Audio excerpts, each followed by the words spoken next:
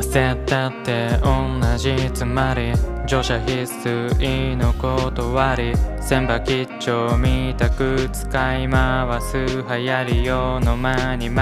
嫌で放慢論してた日々果てに走馬灯回すよりメリーゴーランのスピードでインとかして金とかして内地をビョンジャワティーこぼすとりあえず仕事はまだやってあるたまに焼肉した包み打つだけじゃ足りないこのビート乗るマウントの幸笑っちゃうタッチ誰の物差し俺には無価値当たり前だけで体操になる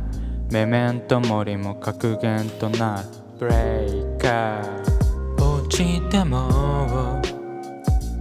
関係なしに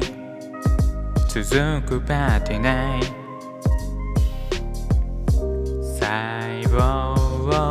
が終わっても続くわ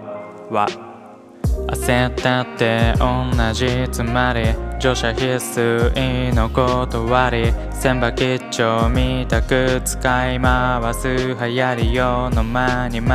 嫌で放慢論してた日々果てに走馬灯回すよりメリーゴーランのスピードでインとかして金とかしてステップない起点芝を踏む食べっ子動物だけで散る下った先にようやくを知るリミッターオーバーデンエンにシス梅原は言ったなりの4年間無駄落ちそうなネジを締め直して今日人間に戻りますフープ立ち寄ってスタバベンティ切って残して